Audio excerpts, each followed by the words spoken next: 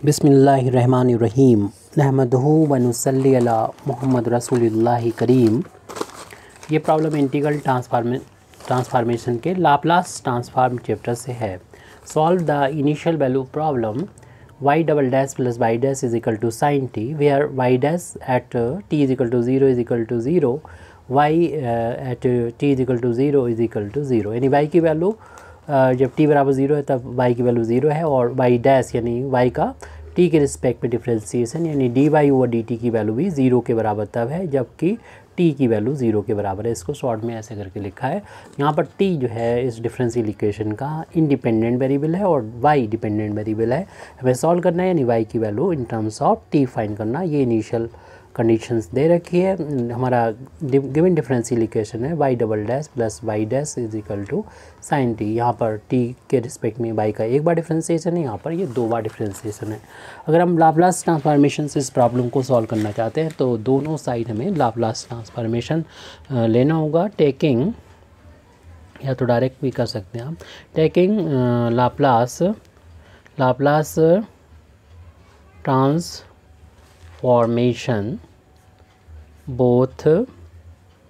Both sides.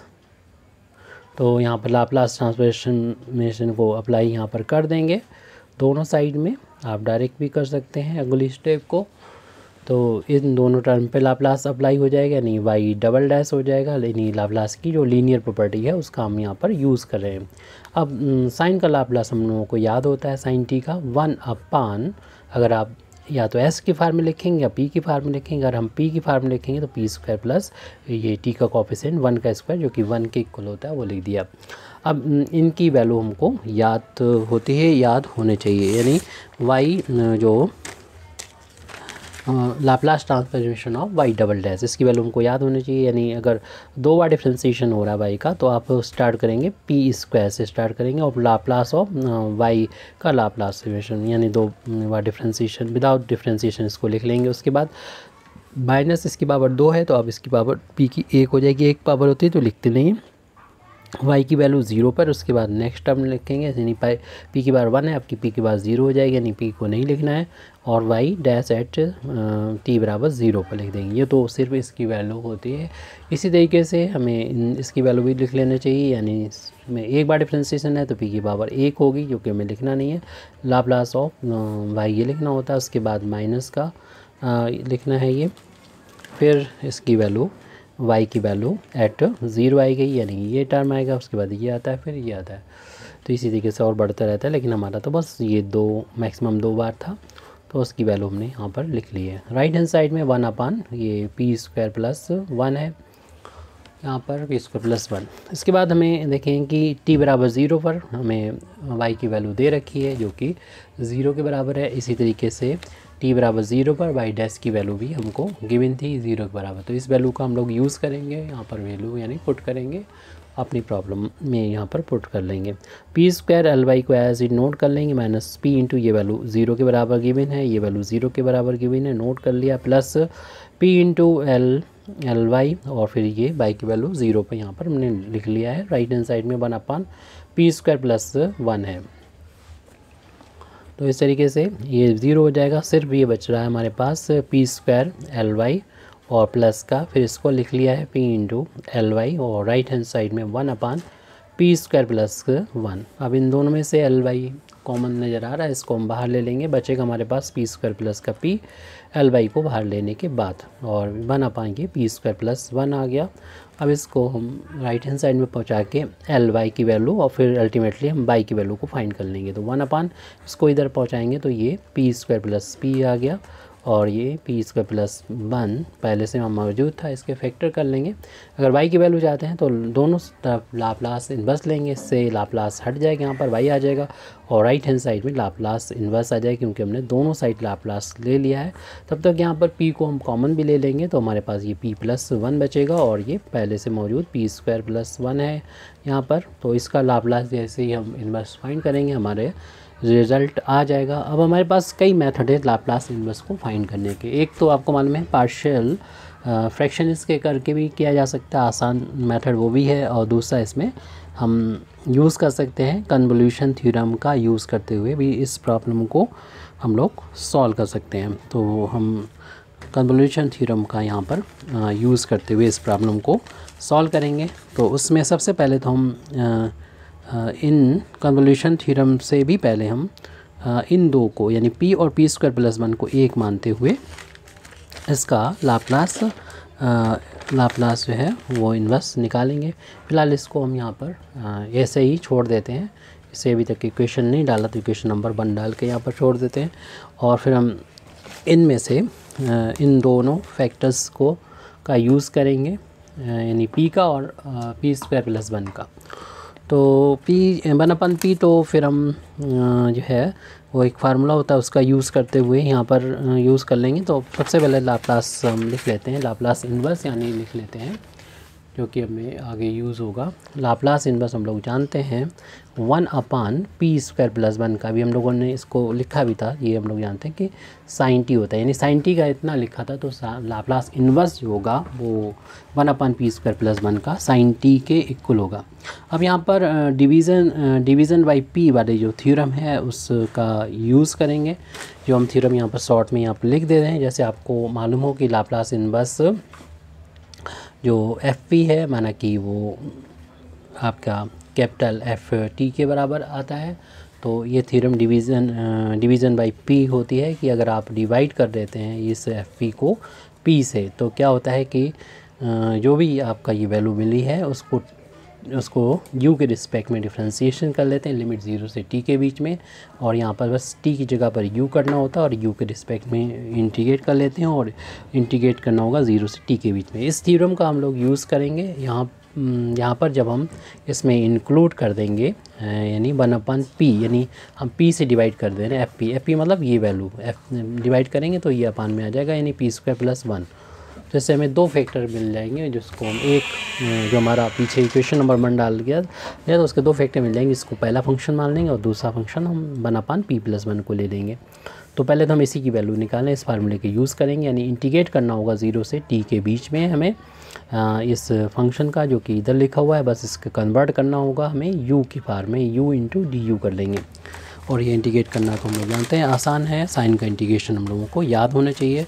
Integration हम लोग जानते हैं साइन का माइनस में होता है, तो माइनस का ये cos u आ गया और इसमें लिमिट 0 से t है। तो अपर लिमिट जहाँ पर भी नज़र आ जाए t u वहाँ पर t रख देंगे, माइनस लोअर लिमिट जहाँ पर भी नज़र आ जाएगा हम इनको u वहाँ पर 0 रख देंगे। ये माइनस का cos 0 लिखा हुआ है, तो माइनस का cos t और ये माइनस माइनस प्लस हो जाएगा और cos 0 की वैल्यू 1 होती है, यानी 1 को पहले लिख दें, माइनस का cos t को बाद में लिख दें।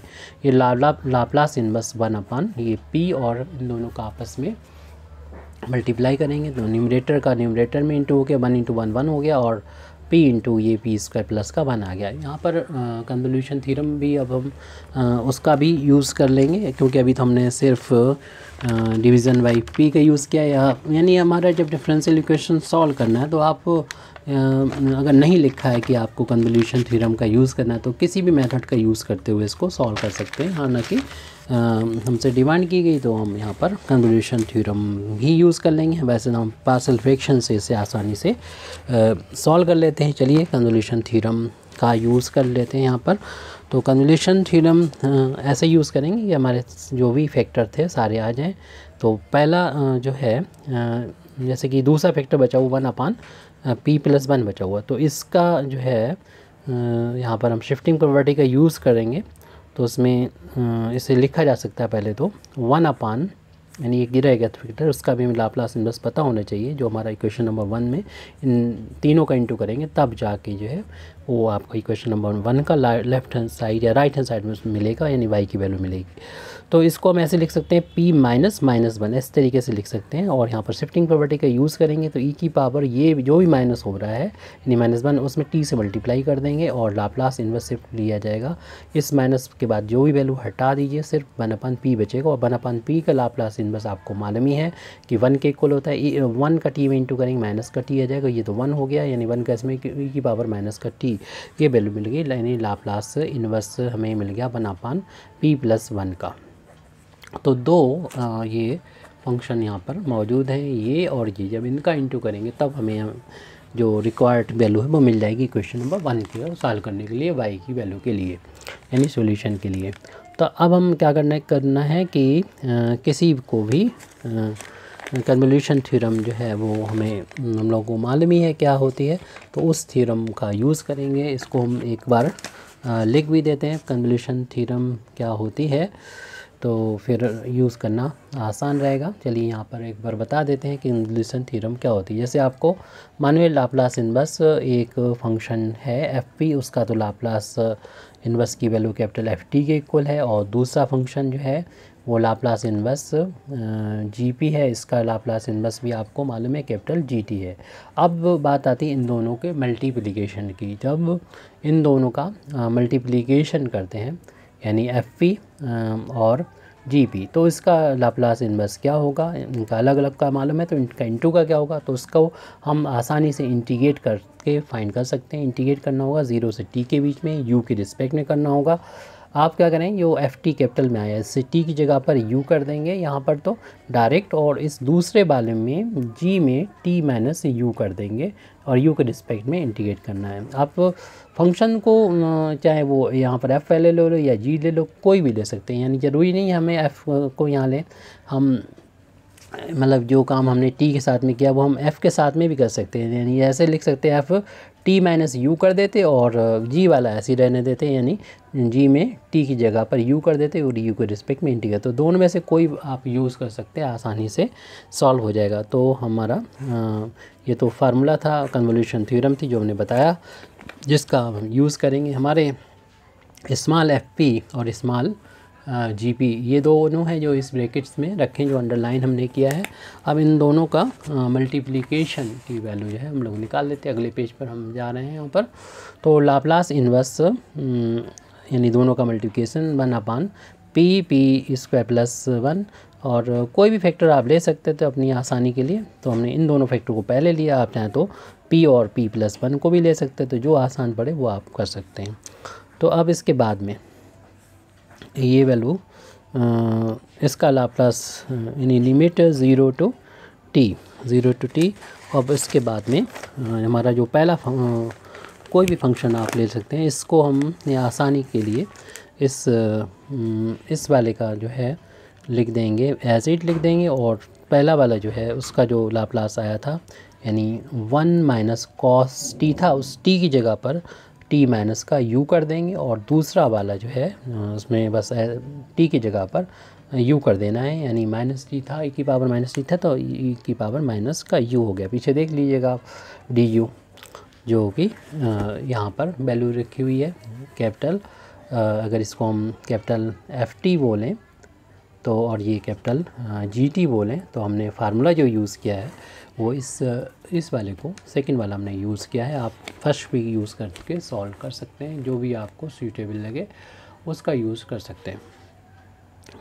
अब हमें ये सूटेबल लगा तो हमने इसका यूज़ किया। अब हम क्या करेंगे, इंटीग्रेशन 0 टू टी, इसका इंटू इन दोनों टर्म में करेंगे। तो पहले हम इसका इंटू 1 में करेंगे, e की पावर माइनस यू हो जाएगा, फिर इसका इंटू यहाँ पर करेंगे e की power minus you into cos of T minus you और डी यू। अब ये दो अलग अलग फंक्शन हैं, इनको इंटीग्रेशन के लीनियर प्रॉपर्टी का यूज़ करते हुए इसको दोनों पर अप्लाई कर देंगे, e की पावर माइनस यू पर अप्लाई कर देंगे, u के रिस्पेक्ट में इंटीग्रेशन हो रहा है। ध्यान रहे कि यहाँ पर t कांस्टेंट की तरह यूज़ होगा, और e की power minus you into cos of T minus U D you. और इसका तो इंटीग्रेशन हम आसानी से कर सकेंगे, आपको मालूम है कि e की पावर का तो वही होता है जो भी है, लेकिन बस ध्यान रखना होगा जो भी वेरिएबल है उसका कोफिशिएंट जो कि यहाँ पर माइनस का 1 है तो उससे डिवाइड करना पड़ेगा। जैसे इंटीग्रेशन हो गया, लिमिट इसमें लगा देंगे, अप्लाई कर देंगे 0 से t तक, और इस वैल्यू को चूँकि ये एक एक्सपोनेंशियल है, ये ट्रिग्नोमेट्री है, तो इस तरीके से सॉल्व हो नहीं पाएगा। तो आप इसको कुछ मान लेते हैं, माना कि i के बराबर, और i की वैल्यू हम सॉल्व करके यहाँ पर ला के रख देंगे। देखिए यहाँ पर लेफ्ट हैंड साइड में जो चल रहा है उसको हम अच्छी तरीके से लिख दें, यानी 1 से 1 का इंटू होकर 1 आ जाएगा। लाप्लास इनवर्स 1/p, और फिर हम p प्लस 1 को पहले लिख देंगे और p स्क्वायर प्लस 1 को लिख देंगे, जैसे कि इक्वेशन नंबर शायद 1 में हमने इसे इसी तरीके से लिखा हुआ है। राइट हैंड साइड में उसकी वैल्यू में रखना है वहाँ पर जाके। अब आ जाइए राइट हैंड साइड में, इसमें पूरे इसमें जहाँ पर भी नज़र आएगा हमें अपर लिमिट t रख देंगे u की जगह पर, फिर माइनस करते लोअर लिमिट रखेंगे u की यहाँ पर 0 रख देंगे, बाकी चीज़ें वैसे ही। फिर माइनस का i है ये, इसकी वैल्यू में फाइंड करके यहाँ पर पुट करना होगी। आई कितना है तो आपको मालूम है कि माइनस को छोड़ के ये वैल्यू जो है आई के बराबर है। इसको हम अलग से सॉल्व करके यहाँ पर वैल्यू पुट करेंगे। पहले इसको सॉल्व करके थोड़ा सा लिख देते हैं, फिर हम बात करेंगे आई की। तो ये माइनस शुरू में लिख लीजिए, ऊपर लिख दीजिए और ई की पावर माइनस का टी हो जाएगा। ये माइनस यहाँ पर जाके प्लस हो जाएगा और ई की पावर 0 की वैल्यू 1 होती है और ये माइनस का आई है। अब हम लाप्लास इन्वर्स 1 अपान पी प्लस 1 और पी स्क्वायर प्लस 1 की वैल्यू निकाल सकते हैं अगर आई की वैल्यू हमने फाइंड कर ली। इसे इक्वेशन नंबर 2 डाल दीजिए और आई की वैल्यू ही निकालना थोड़ा सा मुश्किल, थोड़ा सा लंबा लेंथी हो जाएगा। तो ई की power minus you into cos of T minus you, हालांकि फार्मूला भी होता है उसका भी यूज़ करते किया जा सकता है, लेकिन फिर अब क्वेश्चन में करेंगे क्या, इसलिए हम इसको कर देते हैं। तो इसमें आप किसी भी फंक्शन को फर्स्ट या सेकंड मानते हुए कर सकते हैं। वैसे तो इसको हम फर्स्ट मानेंगे और इसको सेकंड मानेंगे और इंटीग्रेट कर देंगे। आइलेट का भी यूज़ कर सकते हैं, यहाँ पर हम उसके उसी के अकॉर्डिंग ही चल रहे हैं। तो फर्स्ट फंक्शन यहाँ पर वैसे ही लिख देंगे, यानी cos of T minus you. ध्यान रहे कि टी यहाँ पर यू यहाँ पर वेरिएबल है, टी कांस्टेंट है। फर्स्ट फंक्शन वैसे ही। सेकंड का इंटीग्रेशन, तो इसका इंटीग्रेशन तो अभी किया था कि पहले तो ये लिख दें और उसमें इसका कोफिशिएंट जो कि -1 है उससे डिवाइड कर दिया जाएगी। ये तो यहाँ पर लिमिट लगाना 0 से टी। फर्स्ट फंक्शन वैसे ही। सेकंड का इंटीग्रेशन माइनस, फार्मूला याद होना चाहिए, 0 टू फर्स्ट फंक्शन का डिफ्रेंसिएशन। इसका डिफ्रेंसिएशन थोड़ा सा यहाँ पर डायरेक्ट करेंगे। कॉस का डिफ्रेंसिएशन हम लोग जानते हैं कि माइनस का होता है, साइन ऑफ जो भी लिखा है वो लिख देंगे, लेकिन चूँकि ये u नहीं था, ये तो t माइनस यू होता है, इसका डिफ्रेंसिएशन करेंगे। तो u के लिए t तो कांस्टेंट है तो उसका डिफ्रेंसिएशन तो 0 हो जाएगा और u का u के रिस्पेक्ट में डिफ्रेंसिएशन 1 होता है, वो लिख देंगे। तो फर्स्ट का डिफ्रेंसिएशन किया जाता है, सेकंड का इंटीग्रेशन किया जाता है, जो हम कर चुके हैं। e की power minus you upon minus का 1 आएगा और जब इन दोनों का मल्टीप्लिकेशन आ जाएगा इस पूरे का कर दिया जाएगा इंटीग्रेशन। तो ये काम हमें 2 बार इंटीग्रेशन करना होता है, एक बार ये किया, एक बार और करना पड़ेगा, फिर दोबारा वो रिपीट होकर आई बन जाता है, जिसको हम एक साइड करके आई की वैल्यू को फाइंड कर लेते हैं। इसमें अब जहाँ पर भी आपको नज़र आ जाएगा टी, वहाँ पर 0 रख देंगे, सॉरी अपर लिमिट टी रख देंगे, फिर लोअर लिमिट 0 रखना होगी। अब यहाँ पर जब हम टी रखेंगे अपर लिमिट में, तो upper limit minus lower limit करना होगी, तो उसी को हम यहाँ पर लिखने वाले हैं। Upper limit minus lower limit, page पलट रहा है और ये वैल्यू जो चल रही है वो आई के इक्वल चल रही है। तो पहले अपर लिमिट हम लिख रहे हैं और जहाँ पर भी नज़र आएगा हमको यू, वहाँ पर टी रखना है। तो आप थोड़ा सा डायरेक्ट भी कर सकते हैं, जैसे हमने यू के यहाँ टी माइनस टी हो गया तो आप 0 कॉस 0 लिख सकते हैं और ई की पावर यू की यहाँ मैंने टी रख दिया अपान में -1। ये तो हमारी हो गई upper limit. Upper limit minus होता है फिर लोअर लिमिट, यानी जहाँ पर भी यू नजर आए वहाँ पर 0 रखना है। तो यहाँ पर था कॉस टी माइनस यू की वैल्यू हमने 0 रख दी है और ई की पावर है यहाँ पर यू की यहाँ पर 0 रखना है अपान में माइनस। तो पहला वाला तो हम जो लिमिट रखने वाला था वो कंप्लीट कर लिया, upper limit minus lower limit. अब यहाँ पर उसके बाद माइनस का साइन है वो शुरू होता है और देखिए ये माइनस का 1 जो है इस -1 से तो कैंसिल आउट हो जाएगा और ये -1 इससे निकल के प्लस बना देगा। तो इसे प्लस कर देते हैं और पूरी जो इंटीग्रल है उसको लिख देते हैं। अगले स्टेप में उसे सॉल्व करने की कोशिश करेंगे। प्लस इंटीग्रेशन 0 टू टी और फंक्शन हमारा है साइन ऑफ, बचा हुआ है जो साइन ऑफ, उसका माइनस तो बाहर हो चुका था, टी माइनस का यू और इंटू ई की पावर माइनस यू, ई की power minus you into D you. ये है, ये तो आपकी वैल्यू कांस्टेंट या जैसी भी आ जाएगी। ये वैल्यू वो cos 0 बन चुकी है, cos 0 और इनटू में ई की पावर माइनस टी अपान में माइनस का 1 माइनस ये वैल्यू cos t हो चुकी है, cos t है और इनटू ई की पावर 0 की वैल्यू 1 होती है अपान में माइनस का 1 प्लस। अब यहाँ पर हम दोबारा से इसको फर्स्ट और सेकंड मानते हुए इंटीग्रेट करेंगे। प्लस तो फर्स्ट फंक्शन वैसा ही, इसको फर्स्ट मान लेते हैं और इसको सेकंड मान लेते हैं। तो फर्स्ट फंक्शन वैसा ही यानी sine of T minus U वैसे ही और सेकंड फंक्शन का इंटीग्रेशन जो कि हमने पहले किया था माइनस यू अपान माइनस का 1, सेम लॉजिक। और इसमें लिमिट जो है वो रख देंगे 0 से टी। फिर फार्मूला में होता है माइनस और फिर जो होता है फर्स्ट फंक्शन का डिफ्रेंसिएशन। तो साइन का डिफ्रेंसिएशन कॉस होता है और फिर ये चूँकि u नहीं था तो इसका दोबारा डिफ्रेंसिएशन करेंगे तो t का तो 0 हो जाएगा क्योंकि u ही वेरिएबल है, t कांस्टेंट है, कांस्टेंट का डिफ्रेंसिएशन 0 और u का u के रिस्पेक्ट में डिफ्रेंसिएशन 1 हो गया यहाँ पर। फर्स्ट फंक्शन का डिफरेंशिएशन, सेकंड फंक्शन का इंटीग्रेशन होता है। तो ई की power minus you upon minus 1 हो जाएगा, फिर टोटल का इन दोनों का इंटीग्रेशन, और ब्रैकेट जो है जो कि पहले प्लस साइन था तो कोई ब्रैकेट हमें क्लोज करने की ज़रूरत नहीं है, लिमिट होल पे लगी चुकी है 0 to t, तो इसमें कोई प्रॉब्लम नहीं कि हम ब्रैकेट में बंद करें या ना करें, क्योंकि हमने जो पहला टर्म था उसको एक स्क्वायर ब्रैकेट में बंद कर दिया है। तो इसे थोड़ा सॉल्व करना है। cos 0 की वैल्यू 1 होती है। हम स्टेप बाय स्टेप कर रहे हैं, आप चाहें तो शॉर्ट में कर सकते हैं। ये वैल्यू cos 0 की वैल्यू 1 होती है, ई की power minus T upon minus 1, और ये जो माइनस का 1 है उसे चाहे तो आप माइनस माइनस प्लस बना सकते हैं, और 1 को 1 से डिवाइड किया 1 हो गया। ओनली यहाँ पर cos t बचा हुआ है, उसको हम यहाँ पर लिख दे रहे हैं। फिर उसके बाद यहाँ से शुरुआत होती है।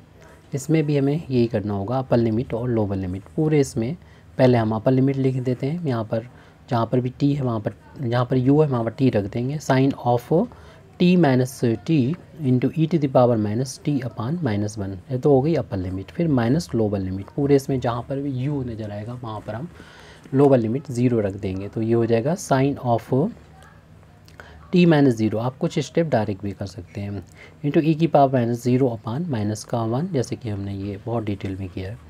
तो देख रहे हैं कि यहाँ पर दोबारा से हम -1 से -1 कैंसिल कर देंगे, और जो बचेगा उसको लिख देते हैं माइनस इंटीग्रेशन 0 to t। इसको अगर हम पहले रख दें तो ई की पावर माइनस यू, और ये वैल्यू जो है cos of t minus you. तो ये वैल्यू आपको वही नज़र आएगी जिससे हमने i की शुरुआत करी थी। शुरू में जो हमने i लिखा था, i माना था जिसको, तो ये वैल्यू वही i की इक्वल है, तो इसको हम i बोल देंगे। तो इस वैल्यू को माइनस i हो जाएगा। ये इस वैल्यू से पहले माइनस लगा हुआ है इसलिए। तो i इज इक्वल टू हो गया, ये इस माइनस को हम यहाँ पर ले सकते हैं, यानी 1 को -1 से डिवाइड करेंगे -1 आ जाएगा, ई की पावर माइनस का t प्लस का cos t है। फिर अब इस वाले टर्म में देख लेंगे ये 0 हो जाएगा, t में से t माइनस हुआ 0, और साइन 0 की वैल्यू 0 होती है, 0 में इसमें इंटू करेंगे तो ये वैल्यू तो पूरी 0 के बराबर हो गई है। अब यहाँ वाला जो माइनस होगा वो यहाँ निकल के इसको प्लस बना देगा, और ई की पावर 0 की वैल्यू 1 हो जाएगी, और ये ओनली साइन t बचा हुआ है जिसको हम यहाँ पर नोट कर दे रहे हैं, साइन t, और ये माइनस और ये वैल्यू टोटल i के बराबर है। इस i को मतलब ट्रांसपोज करेंगे तो उधर जाके i प्लस हो जाएगा, तो i 2 टाइम्स i हो जाएगा। तो ये वैल्यू चल रही है हमारी minus E to the power minus का t प्लस साइन को अगर पहले लिखें तो साइन t और प्लस का cos t हो जाएगा, इसको एक ब्रैकेट में कर दिया। तो i की वैल्यू फाइंड करना, 2 से पूरी इक्वेशन को डिवाइड कर देंगे, तो इस वाले टर्म में 2 से डिवाइड कर देंगे, और यहाँ पर भी हम 1 का इंटू मान कर सकते हैं, 1/2 साइन t प्लस का cos t हो जाएगा। इसको हमने एक ही ब्रैकेट में कर दिया, इसलिए पूरे में 1/2 से डिवाइड होगा। अगर अलग अलग रखते तो सभी में 2 से डिवाइड होता। तो अब हमने i की वैल्यू जब फाइंड कर ली है, तो इस वैल्यू को उठा के हमें इक्वेशन नंबर 1 में पुट कर देनी चाहिए। पुटिंग दिस वैल्यू, पुटिंग नहीं 1 में नहीं, हमें यहाँ पर छोड़ा था इसको 2 में रख देना चाहिए। यहाँ पर इक्वेशन नंबर 2 माना था, इसको 2 में पुट कर देंगे। तो पुटिंग दिस वैल्यू, पुटिंग तो सही लिखा था, putting this value in equation number 2, equation number 2 में डाल देंगे। तो वहाँ पर हम फाइंड कर रहे हैं Laplace inverse of 1/p plus 1 p square plus 1, इसका लाप्लास चल रहा था कुछ टर्म, तो यहाँ पर पहले से चल रहा है, देख लीजिएगा minus E to the power minus T और प्लस का 1, ये तो पहले से चल रहा था। उसके बाद यहाँ पर था माइनस का i था, तो माइनस लगा लीजिए, i की वैल्यू ये वाली नोट कर लीजिए, ऊपर है फाइंड की थी हमने, क्योंकि माइनस का 1/2 e to the power minus का t प्लस 1/2 साइन t और प्लस का cos of t bracket close square bracket close. अब इस ब्रैकेट को भी ओपन कर लीजिए, तो minus E to the power minus का t प्लस 1, ये टर्म माइनस माइनस प्लस का हो जाएगा 1/2 ई की पावर माइनस का t, और ये टर्म भी माइनस का हो जाएगा 1/2 साइन t और प्लस का cos t। अब ये 1 टाइम्स है t ई की पावर माइनस टी, ये हाफ टाइम्स है, तो -1 टाइम्स और प्लस हाफ टाइम्स बचेगा -1/2 टाइम्स। तो उससे पहले हम 1 को लिख लेते हैं। तो लाप्लास ऑफ 1/p प्लस 1 और p स्क्वायर प्लस 1 की वैल्यू हमारे पास आ गई है। सबसे पहले हम इस प्लस 1 को लिख लेते हैं, और इन दोनों को जब सॉल्व करेंगे कोफिशिएंट को, तो बचेगा माइनस का 1/2 ई की पावर -2, और फिर ये टर्म बच रहा है हमारे पास माइनस का 1/2 साइन ऑफ टी और plus cos of T. In values को हमने यहाँ पर नोट करके रख दिया है। अब ये तो वैल्यू आई है इस लाप्लास की। अब हमें ये वैल्यू को इक्वेशन नंबर 1 में पुट कर देनी चाहिए, जहाँ पर हम लोगों ने इक्वेशन नंबर 1 डाला था, और ये एक्चुअल में इक्वेशन 1 जो है y के ही इक्वल है, ये वैल्यू जो है y के ही इक्वल है।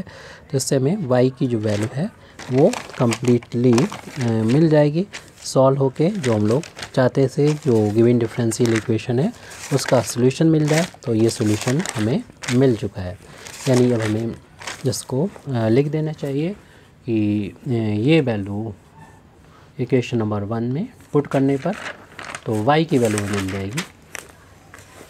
Putting this value in equation number 1, putting this value in equation number 1। Equation number 1 में एक्चुअल में y की value Laplace of this value है, और ये वैल्यू जो है वो इक्वल है इसके, तो आ जाएगी y की वैल्यू 1 - 1/2 ई की power -t minus 1/2 sine t plus का कॉस टी। इस तरीके से हमारी प्रॉब्लम कंप्लीट हो जाती है।